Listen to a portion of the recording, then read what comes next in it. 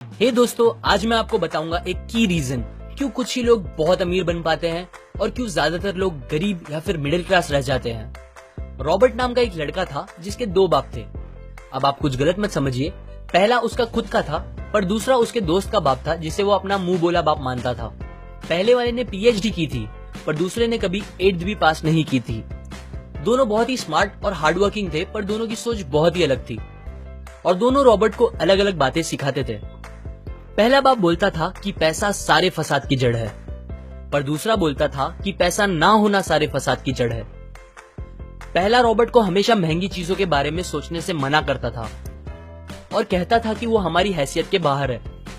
दूसरा उसे कहता था कि वो सोचे और अलग अलग रास्ते ढूंढे जिससे वो सारी महंगी चीजें खरीद सके। ये करने से उसका दिमाग तेज होगा और नए आइडियाज भी मिलेंगे।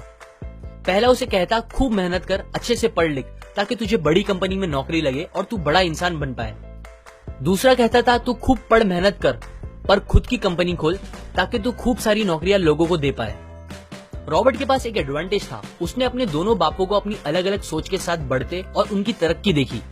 उसने अपना दिमाग लगाया और अपने दूसरे बाप की बातें मानी और फॉलो की, जो कि बाद में मायामी फ्लोरिडा का सबसे अमीर इंसान बना और उसकी सिखाई बातों से उसने खुद करोड़ों कमाए, जबकि उसका पहला बाप जिंदगी भर गरीब रह गया। सबसे इंपॉर्टेंट बातों में से एक बात जो रॉबर्ट ने अपने अमीर बाप से सीखी वो थी फाइनेंशियल लिटरेसी, जिसका मतलब है एसेट्स और लायबिलिटीज के बीच का डिफरेंस जानना।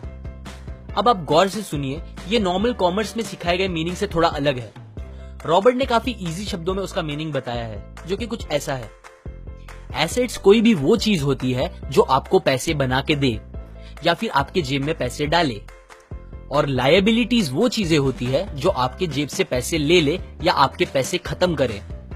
अमीर लोग इसीलिए अमीर होते हैं बिकॉज वो अपने एसेट्स बनाते हैं, जबकि मिडिल क्लास लोग बस लायबिलिटीज पे खर्च करते हैं। मिसाल के तौर पर रमेश और सुरेश नाम के दो दोस्त थे। दोनों सेम पोजीशन और सेम सैलरी पे काम करते थे।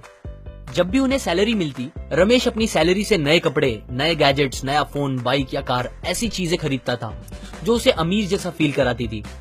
पर वो ये नहीं समझता था कि ये सारी चीजें लायबिलिटीज है जो उसके पैसे उससे ले रही है, ना कि बस जब वो उन्हें खरीदता है तब, बल्कि आगे भी मेंटेनेंस वगैरह के लिए, जिसकी वैल्यू वक्त के साथ कम हो जाएगी और ना ही वो उससे आगे कुछ पैसों का प्रॉफिट देगी। बट सुरेश ऐसा नहीं था। वो ये सारी चीजें नहीं खरीदता था जब तक कि उसके लिए बहुत जरूरी ना हो वो चीज खरीदना। वो पैसे जमा करता था और एसेट्स पे खर्च करता था, जैसे कि स्टॉक्स, बॉन्ड्स, रियल एस्टेट, अपनी खुद की स्किल्स बढ़ाने के लिए या कुछ सीखने के लिए जो उसे आगे और पैसे बना के दे। 2 साल बाद सुरेश करोड़पति बन गया, जबकि रमेश वैसे का वैसा अपनी कम सैलरी को कोसता रह गया और कहता था कम सैलरी उसके मिडिल क्लास होने का रीजन है। एक गरीब इंसान का कैश फ्लो कुछ इस तरह होता है, उसे पैसे मिलते हैं और फिर वो पैसे उसकी जरूरी खर्चों में खत्म हो जाते हैं। एक मिडिल क्लास का कैश फ्लो थोड़ा सा अलग होता है, उसे पैसे मिलते हैं, वो पैसे जरूरी खर्चों और लायबिलिटीज में खत्म कर देता है। इसीलिए मिडिल क्लास और गरीब में ज्यादा फर्क नहीं है। मोस्टली मिडिल क्लास लोगों को लगता है उनका घर उनका एसेट है, पर ऐसा नहीं है।